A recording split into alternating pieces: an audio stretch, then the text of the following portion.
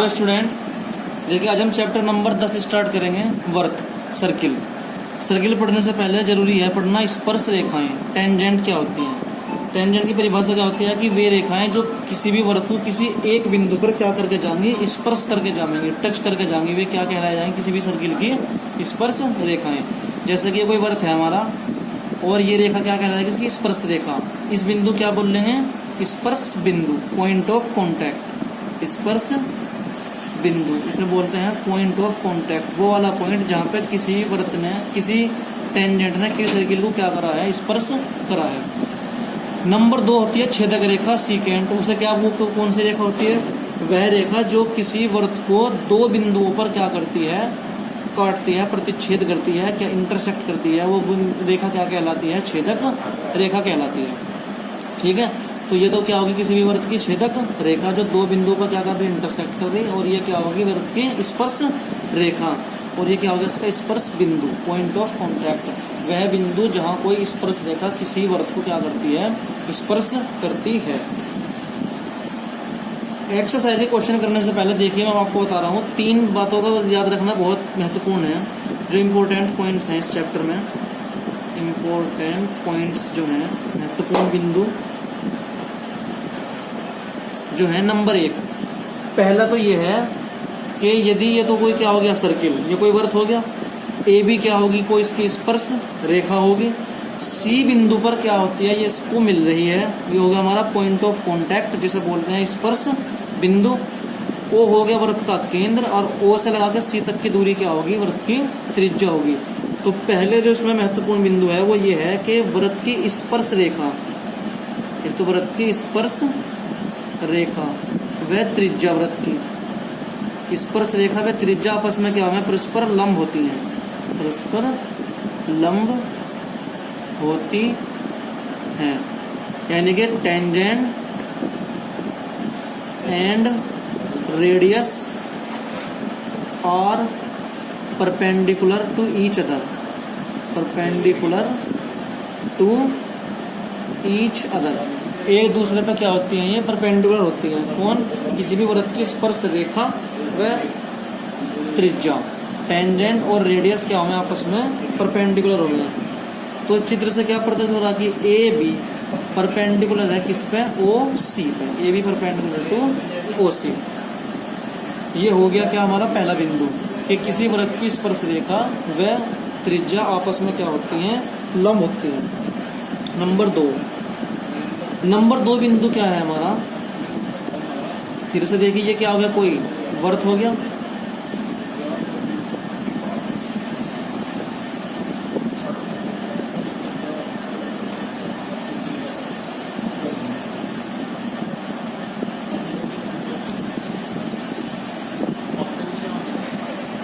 ये वर्त की 2 स्पर्श रेखाएं होंगी, टेंजेंट होगी, एक पी और एक पी बी। तो दूसरा बिंदु जो है कि किसी भी बाह्य बिंदु से वर्त पर अधिकतम क्या खींची जा सकती हैं? 2 स्पर्श रेखाएं खींची जा सकती हैं। किसी बाह्य बिंदु से अधिकतम 2 स्पर्श रेखाएं खींची जा सकती हैं किसी वर्त पर। Maximum 2 tangents can be drawn to a circle. Maximum 2 tangents. Outer point, outer point जो बाह्य बिंदु है, अधिकतम 2 स्पर्श रेखा खींच सकते हैं। अधिकतम 2 स्पर्श रेखा। दूसरा बिंदु बस यही था कि किसी भी बाह्य बिंदु से अधिकतम 2 स्पर्श रेखाएं खींची जा सकती हैं। ठीक है। और तीसरा पॉइंट जो है वो दूसरे से ही रिलेटेड है। क्या है तीसरा पॉइंट? कि वे जो 2 हमने स्पर्श रेखाएं खींची हैं उनकी लंबाई आपस में क्या होती हैं? बराबर होती हैं। जैसे कि P से लगा के A तक की डिस्टेंस बराबर होगी P से लगाकर B तक की distance.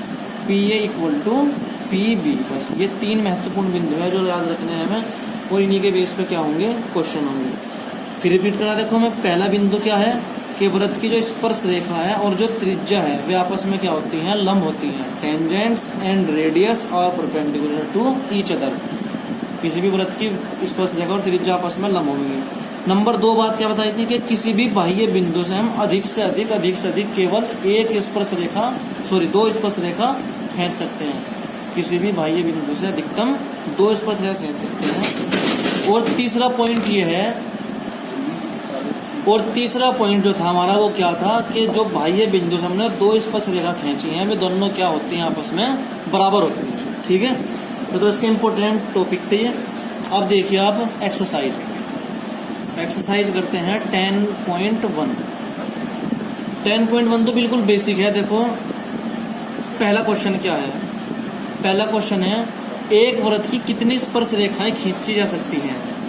How many tangents can a circle have. एक सर्किल की कितनी स्पर्श रेखाएं खींची जा सकती है। तो देखो इसका जवाब ये है, अगर हमें किसी बाह्य बिंदु से खींचनी हो स्पर्श रेखा, बाह्य बिंदु से तो केवल 2 ही स्पर्श रेखाएं खींची जा सकती हैं, लेकिन वास्तव में किसी सर्किल की अनंत हो सकते हैं, इनफाइनाइट। किसी भी सर्किल पर बहुत सारी स्पर्श रेखाएं हो सकती हैं। देखिए ये होगी स्पर्श रेखा, ये होगी, ये होगी, ये होगी, ये होगी, तो अनंत स्पर्श रेखा खींच जा सकते हैं। Infinite tangents can be drawn to a circle. एक सर्किल पे तो अनंत खींच सकते हैं स्पर्श रेखा, लेकिन किसी पर्टिकुलर पॉइंट से कहा, किसी एक स्पेशल बिंदु से कहा, बाह्य बिंदु से, तो उस पर तो केवल 2 ही स्पर्श रेखा खींच जा सकती हैं। और वृत्त पर स्थित किसी बिंदु से कहा अगर, तो केवल एक खींच जा सकती है, केवल एक। सपोज कीजिए ये कहा कि इस बिंदु पर कितनी स्पर्श रेखा खींच जा सकती है, तो इस बिंदु पर केवल एक ही स्पर्श रेखा खींच जा सकती है। ठीक है, देखो नंबर 2 क्वेश्चन,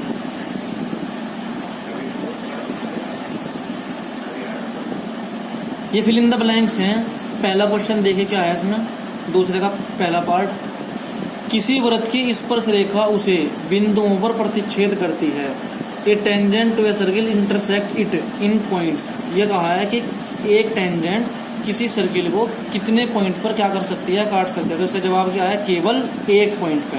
तो यहाँ होगा पहले फिल इन द ब्लैंक्स में 1 पॉइंट, केवल एक पॉइंट पर काट सकती है। एक बिंदु लिख दियो, एक बिंदु, केवल एक बिंदु पर काट सकती है। नंबर 2, वृत्त की 2 बिंदुओं पर प्रतिच्छेद करने वाली रेखा को क्या कहते हैं। A line intersecting a circle in 2 points is called.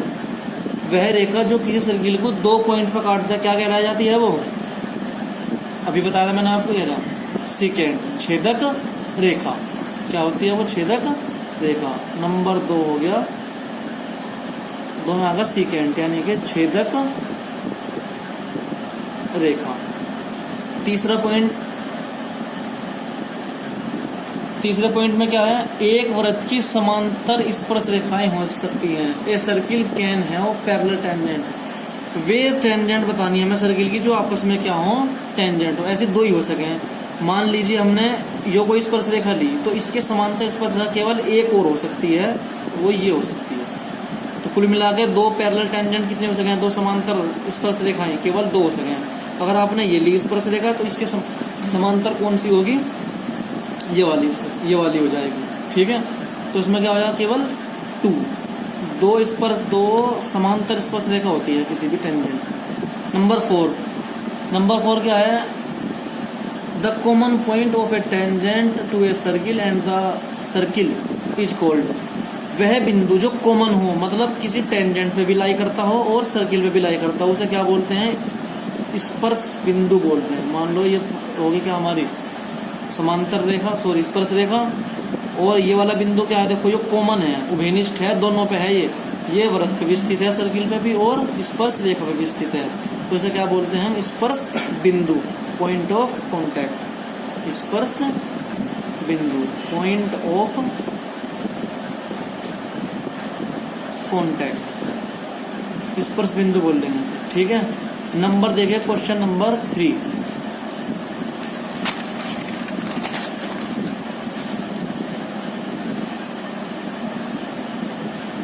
Question number 3 क्या है हमारा, a tangent P Q at a point P of a circle radius 5 centimetre meets a line segment through the centre O at a point Q such that O Q बराबर 12 centimetre, length P Q की length बतानी है। सवाल है कि 5 centimetre radius का क्या है, एक सर्किल है, ये हो गया सर्किल। ठीक है भाई, वृत्त के बिंदु पी पर स्पर्श रेखा, वृत्त के बिंदु पी पर स्पर्श रेखा पी क्यू केंद्र ओ से जाने वाली, ये हो गया। किसी बिंदु पी पर स्पर्श रेखा खड़ी इसने पी क्यू ने, और केंद्र से होकर जो रेखा जा रही है सेंटर ओ से, जाने वाली रेखा बिंदुओं पर इस प्रकार मिलता है कि ओ क्यू बराबर 12 से, ये यहाँ से यहाँ तक की कितनी है भाई 12 सेंटीमीटर है ये कितनी होगी 12 सेंटीमीटर। और सर्किल की रेडियस कितनी रखी थी 5 सेंटीमीटर। सवाल ये है कि एक सर्किल हो गया, पॉइंट पी पे क्या खींचे हमने टेंजेंट खींचे, वो एक पॉइंट क्यू पे जाके मिल रही है उस रेखा को जो क्यू से ओ को ज्वाइन कर रही है। तो हमें बताना है इस पी क्यू की लेंथ कितनी है, ये पी क्यू की लेंथ कितनी है। सपोज कीजिए क्या होगी एक्स होगी। देखो पहला पॉइंट अभी क्या बताया था कि वृत्त की स्पर्श रेखा और त्रिज्या आपस में क्या होती है लंब में, टेंजेंट्स और रेडियस आर म्यूचुअली परपेंडिकुलर, ये परपेंडिकुलर हो गया। अब देखो तो जब ये परपेंडिकुलर हो गए तो क्या बन गया एक right angle triangle, right angle triangle O P Q, O P Q. O P Q में देखिए ओ पी बराबर कितना है 5 सेंटीमीटर, ओ क्यू 12 सेंटीमीटर, और पी क्यू जो है जो हमें फाइंड करना है, जो हमने मान रखा है let P Q equal to कितना है एक्स है। अभी राइट एंगल ट्रायंगल है, बेसिक फॉर्मूले से आपको क्या बताया था कि राइट एंगल के जस्ट सामने वाली साइड क्या होती है हाइपोटेनियस, तो ये हो गया हाइपोटेनियस। पाइथागोरस थ्योरम अप्लाई करो उसमें, ओ क्यू बराबर कितना हो जाएगा O P square plus P Q का स्क्वायर। ओ क्यू कितना है 12 का स्क्वायर हो गया, ओ पी कितना है 5 का स्क्वायर हो गया, पी क्यू कितना है एक्स का स्क्वायर हो गया। 12 का स्क्वायर कितना हो गया 144, 5 का कितना हो गया 25, और ये क्या हो गया एक्स स्क्वायर। इधर आके माइनस को जाएगा 144 माइनस के 25 equal to x square. Then x square equal to इसमें घटा दो, 144 में से 25 जाए कितने बचे हैं 119 बचेंगे।